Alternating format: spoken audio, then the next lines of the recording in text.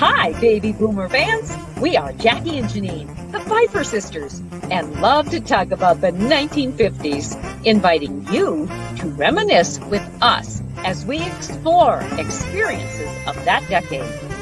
We chronicled the distinct memories of our childhood in our book, While the Windmill Watched, a slice of rural America in the 1950s, which takes you on a notably historic journey through that often forgotten decade. We also want to hear about your experiences during the 1950s. We will feature guests whose special stories of that decade will bring to mind magical moments of reflection, some with tears, some with smiles, but above all, a good dose of laughter. We would like you to chat with us as we bring to mind the sights and sounds so familiar to that time in history.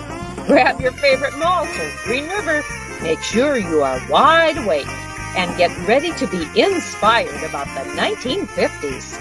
Welcome to the 1950s Fun Chat. Hello, and fun chatters. We're so glad that you're back with us to listen to another week's chat with a wonderful person who lived during the 1950s.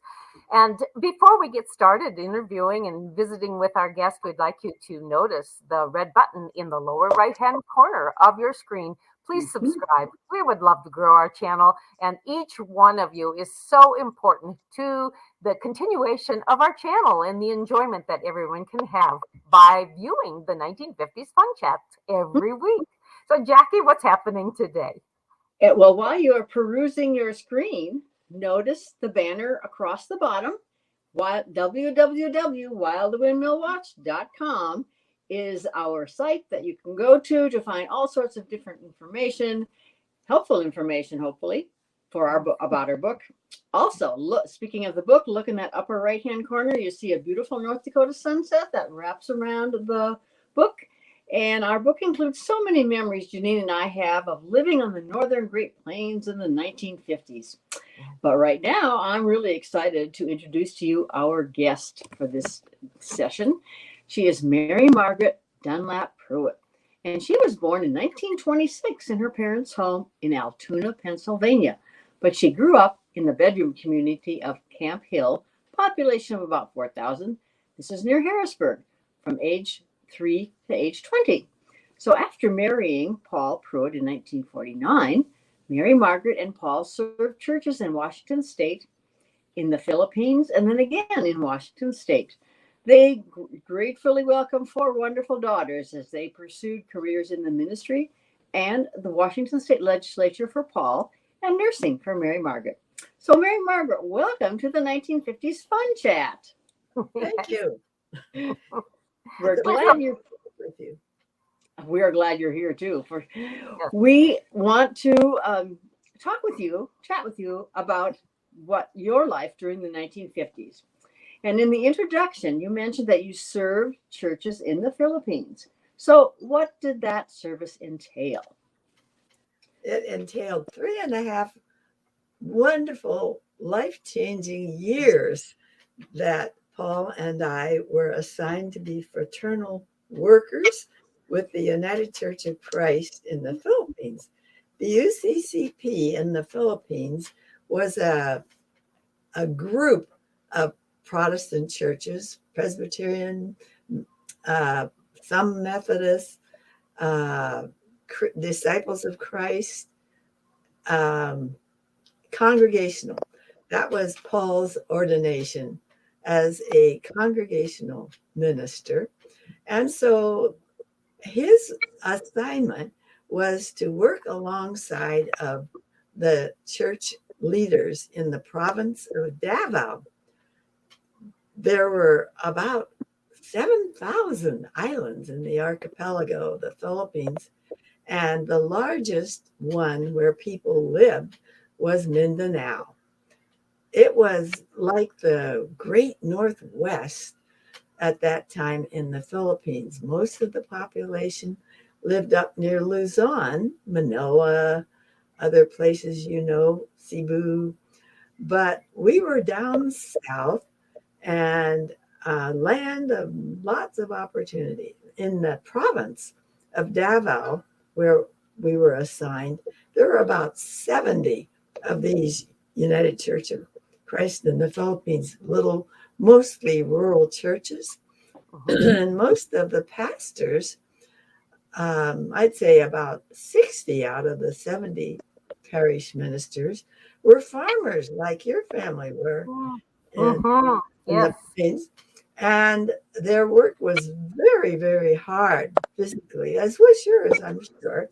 But they Yeah. had no mechanized equipment and often not even a carabao. So 6 days a week, they would be out working on the land. And on Sunday, they would put on a barong Tagalog, one of those beautiful translucent shirts that you may have seen, beautifully embroidered often. And they would stand up in front of a small congregation and give a sermon. So they were very eager to have what we'd call in-service classes on how to make a sermon, how to teach a Sunday school class, how to dig a latrine for the church, how to run the finances for a church. And so Paul would work with Filipino pastors in teaching some of these classes in these 70 small parishes. He didn't, usually there would be a cluster of 2 or 3 that would gather together for the classes. But you can see that he did a lot of traveling, sometimes by motorboat up rivers, sometimes walking maybe 14 kilometers to get to a gathering place. And I mostly stayed home and related to the community. We went with daughter Janice, who was about a year, about 15 months old, and we came home with Janice and daughter Cynthia, who was born there. I also had the great privilege of helping to open a school of nursing. There was a wonderful Filipino nurse who was the director of the School of Nursing, and my role was to teach nutrition and diet therapy, which was so much fun because I couldn't believe how rich the Filipino land is with nutritious food. Oh my goodness. You can't believe all the wonderful fruits that I suspect you've never tasted that they would be such a marketing hit if we could only import them in the West. I've never seen a lot of the fruits here that we had there. What were some of those fruits, Mary Margaret? Well, one that was very interesting and a specialty in the Davao province where we were was called durian. Have you ever heard of durian? No. Well, durian is kind of like coconut on steroids, as they fondly say. It's like a hard shell, but it has had spikes. Can you imagine a coconut with spikes? They were fatal if you happened to be standing under a durian tree and one hit you. That was not a good thing to do. They grew on trees, and they were about, can you see my hand? The size of a larger, maybe than a very large grapefruit.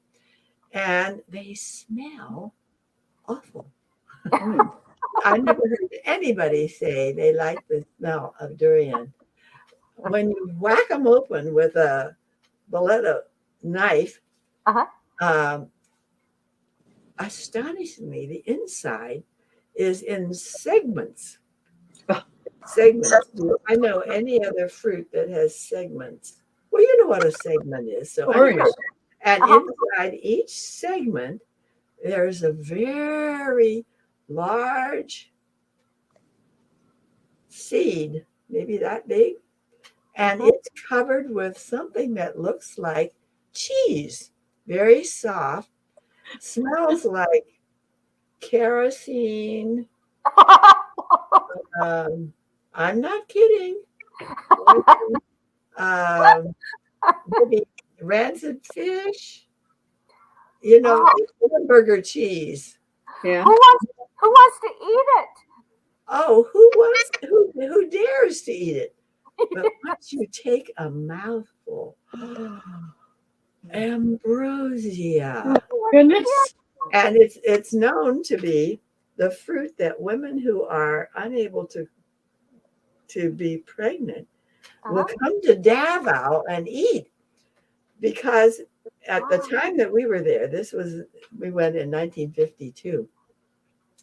You could not, it was illegal. I mean, seriously illegal to transport Davao durian to any place else on an airplane.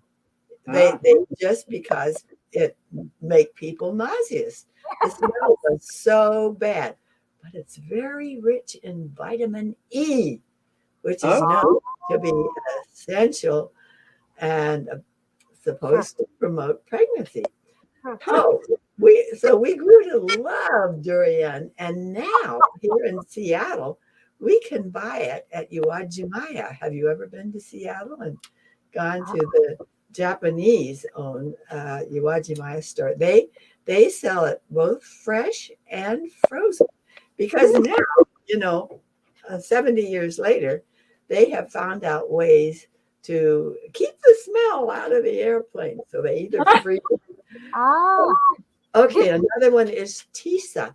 Tisa is a fruit about the size of a navel orange and has creamy, no, it kind of has not creamy, but something like the consistency of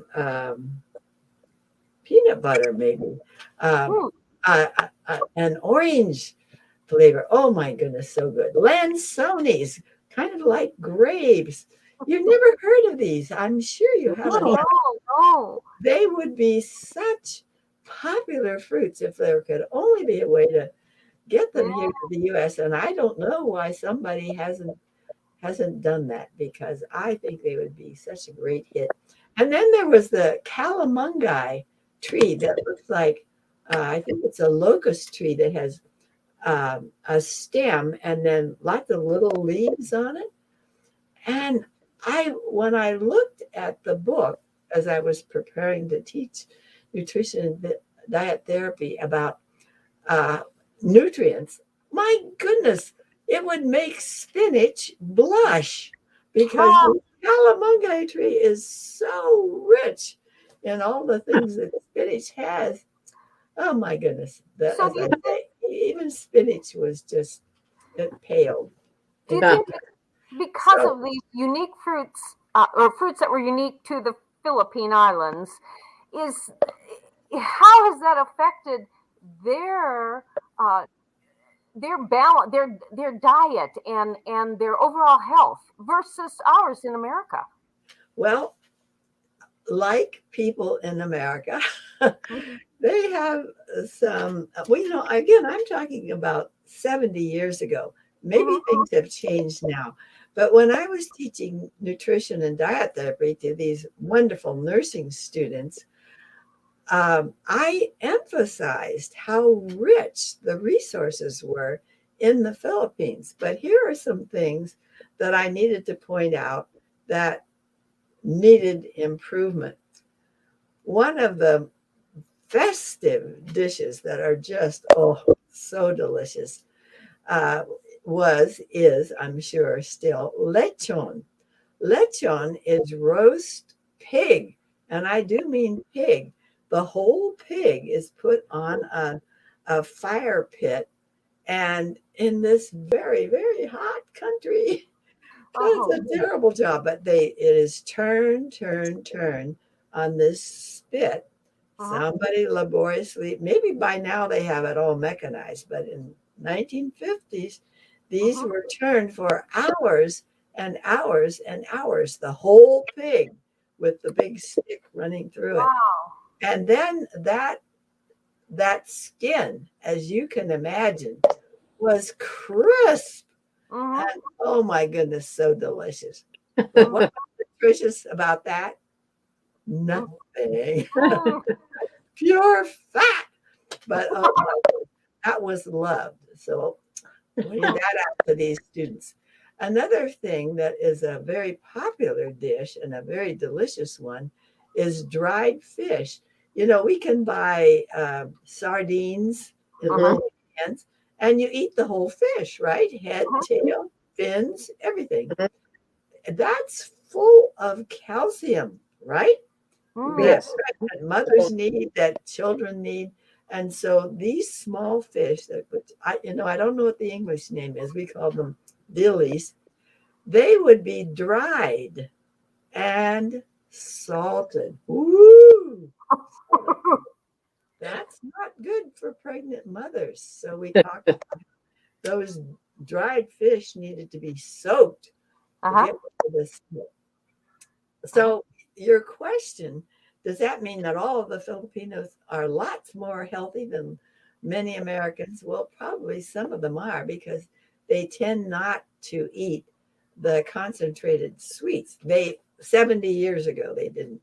Mhm. What they did have, oh my goodness, that was absolutely marvelous, was what they called young coconut. I doubt that you have ever tasted young coconut.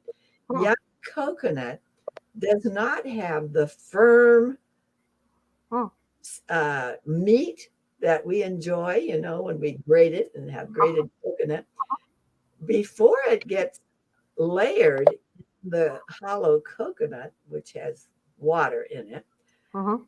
coconut is flaky, like the coconut flakes you can buy. Mhm. Yes. Well, Right. before these are mature, those coconut flakes are very soft and chewy. So we would go someplace where they were going to treat us, a young man, always a young man, I never saw a girl do it, would climb up the Mhm. coconut tree, which is not easy, like climbing a telephone pole without any steps. And then they would whack off a coconut and open it up, and they would scoop out these flaky, tender coconut flakes, and then add Oh. sweetened condensed milk. Oh my. Oh. Oh my! Sweet, sweet, sweet. And then the other thing that was a problem was the rice. Rice was ubiquitous, of course. What Mhm. would we expect in Southeast Asia? Rice for breakfast, rice for lunch, rice for dinner. But in too many homes, it was always white rice.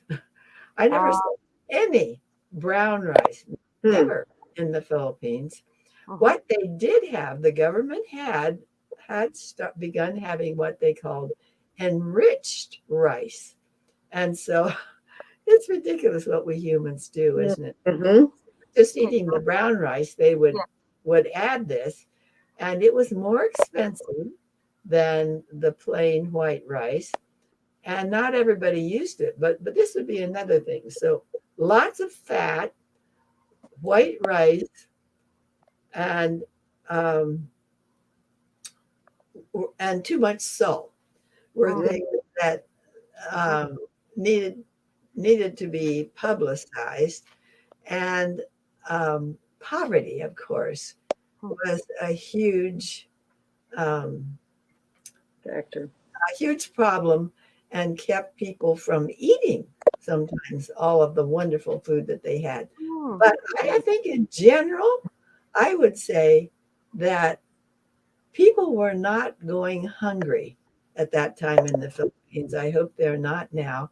And their options. Another thing that they ate that is not common here. They ate the greens of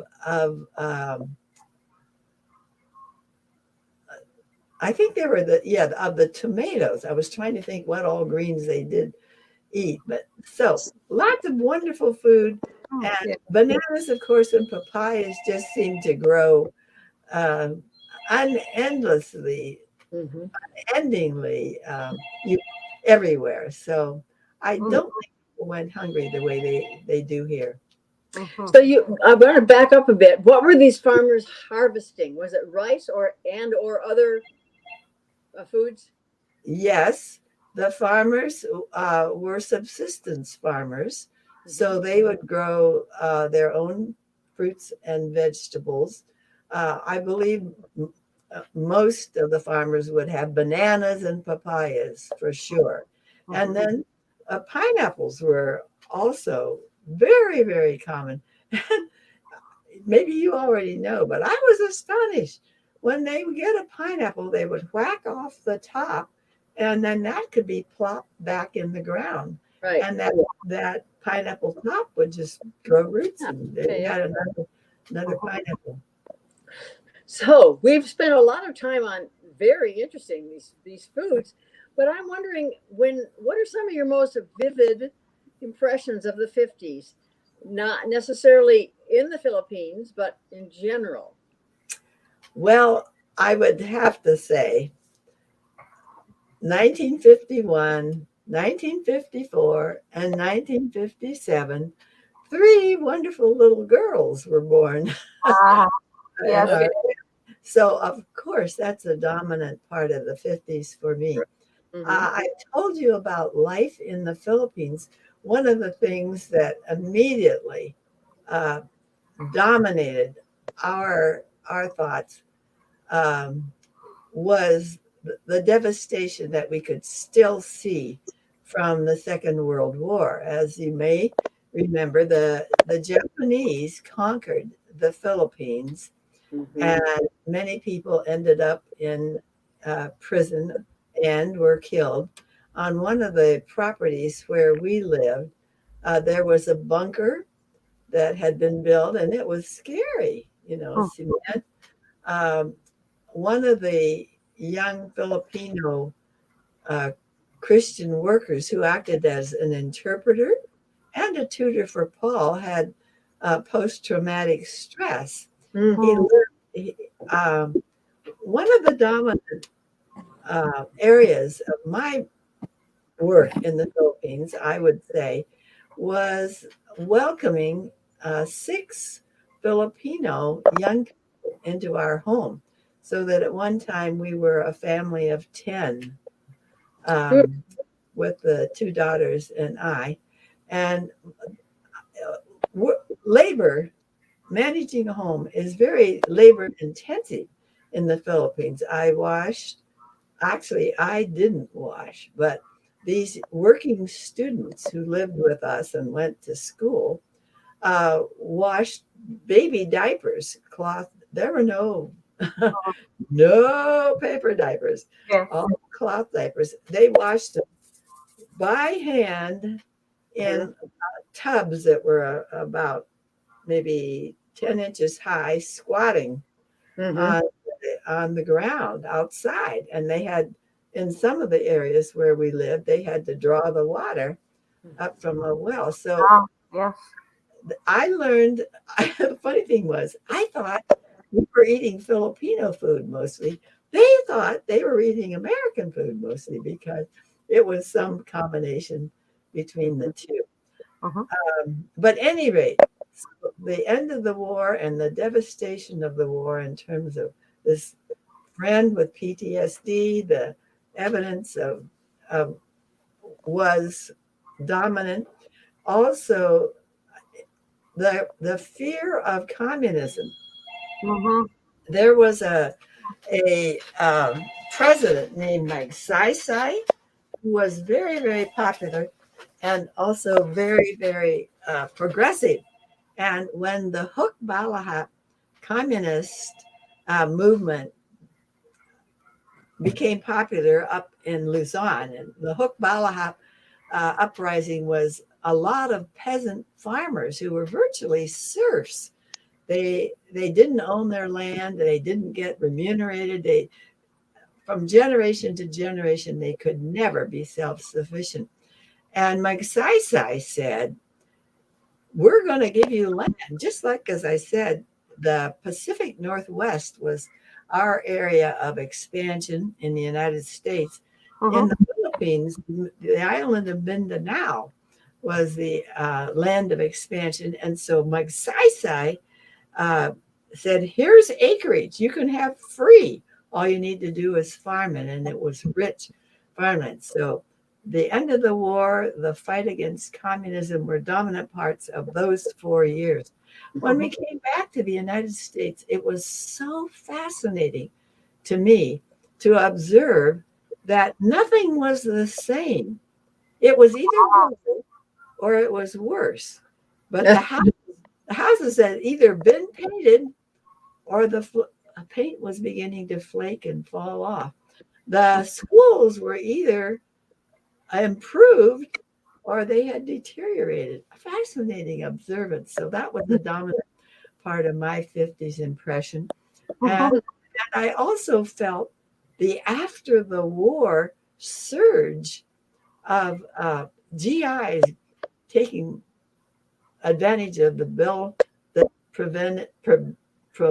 that promoted, made possible they're going to college. And coming back to the United States, how did you notice the differences then in what you faced and what you saw the culture was like after the war in the Philippines, and then coming to the United States? You talked about the GI Bill and our soldiers taking advantage of that. But was there anything else? Was there a difference in psychological feeling or emotional feelings in regard to those who had served? Oh, there was definitely a feeling of, oh, the war is over and things are getting better and better and better. Ike Eisenhower, who was not the president I voted for, I wanted Adlai Stevenson to be the president, but I had to admit that Eisenhower, even though he was a general himself, was very firm in saying the military industrial complex is to be feared. But he was the one who made it possible to have cross-country freeways. Yeah. He had not been there. And oh my goodness, TV. When we left, TV was just, a little tiny industry. When we came back, everybody had a TV except for us. Did you have a telephone in the 1950s then when you returned? I beg your pardon? Did you have a telephone when you returned from the Philippines? Oh, yes, we did have a telephone. We didn't have a telephone in the Philippines. But when we came back, of course, that was very fine. No cell phones yet, as you know. Yes. But we certainly had a telephone. And one of the first church to which Paul was called after we got back from the Philippines bought us a TV, which was very nice. Do you remember the first television program you watched? No, but I'll tell you what was funny that I do remember. I do not remember the first it was probably cartoons, because by that time Janice was 5, and so woo.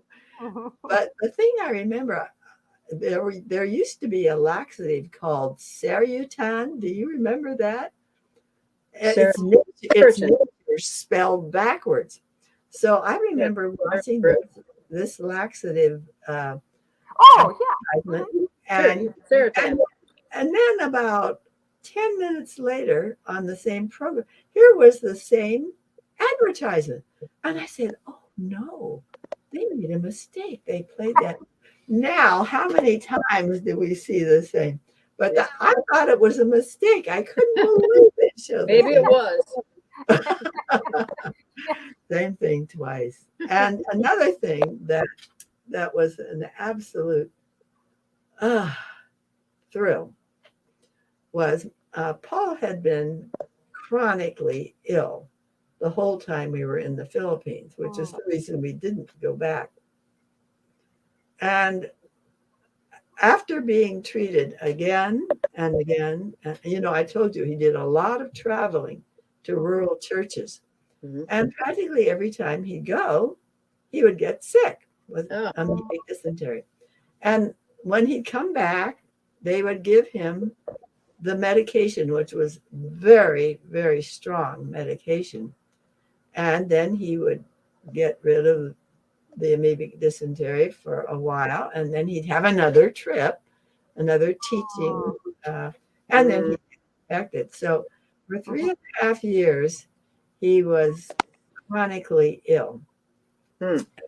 When we came back to the United States, he had an internist. Oh, it was dismaying because in the Philippines, finally, the doctors were saying, well, it's just that some Americans don't adjust to the tropics. And their advice always was, well, only eat hot food and only drink boiled water, because everywhere, even in the very large city of Davao, the water was not safe to drink. So it always involved boiling water. Well, there was no way when he would go to these in-service training sessions, very often the hostess would have two pots. The rice was in one pot, and what they called the viand, we'd call it kind of stew, for breakfast, lunch, and dinner, was in the other pot. There was no place to boil water. No. And so when we came back to the United States, and very good internist again diagnosed that Paul still had amoebic dysentery, he gave us an experimental drug that I'm guessing might have been Flagyl. Have you ever had Flagyl? Well, it is a very, very efficient treatment. And so when we came back and Paul got treated and got well, oh my God. Yes. That was. What a relief. What a relief. Yes. Mary Margaret, thinking about the 1950s, you had so many unique experiences. But is there one experience that you can recall off the top of your head that you think has been so influential as you have lived the rest of the 1960s, 70s, 80s, and into this this century, this 21st century? Certainly the birth of three of our four children, and certainly the 3.5 years in the Philippines. And one of the reasons that that was definitely a life-changing experience. To have those years where there was never a time that we could take safe water for granted has influenced me all my life, and especially now when with climate change, with even the latest news from Hawaii about the base making the water in Hawaii in this certain area poisonous. Water is such a precious commodity. You know, the droughts in California and the droughts in South and Central America, the droughts, water. So that is a dominant concept that was dramatically impressed on me in the Philippines, and now a whole lot of people are talking about water. Yes, yes, that's true. And again, one last item before we close our chat. What is the most fun thing that you can think of the 1950s? Oh, I'd have to say again, family. Yeah, I thought you might. I just, we lived through the good. I've told you some of the wonderful parts of living in the Philippines. Music became such a dominant part of our family life. And all four daughters and my husband, genetically, I contributed a little to the music gene, but it was Paul who contributed most. So I would say family joy and also professional gratification. We were both doing what was important, and we felt our It day. makes, Yeah, I'm grateful makes for the life, 50s. makes life worthwhile, doesn't it, when you have that kind of gratification? Yes. Yes, Mary Margaret Pruitt, we are so thankful that you joined us today on the 1950s Fun Chat as our guest. How you have broadened my knowledge of the Mhm. 1950s is just remarkable, and I thank you for that. Thank you for inviting me. You are welcome. Mhm. Please join us again next week when we will have a new guest on the 1950s Fun Chat. It's always fun because you never know what unique story our guests will be sharing about that decade, the 1950s. And so until then, we want you to ponder about poodle skirts and soda jerks and cool cars and so many other things from the 1950s.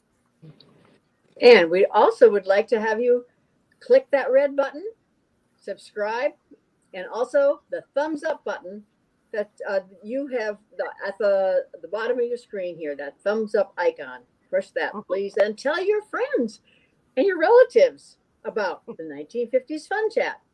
And do join us every week live, Monday, 8 Central Time.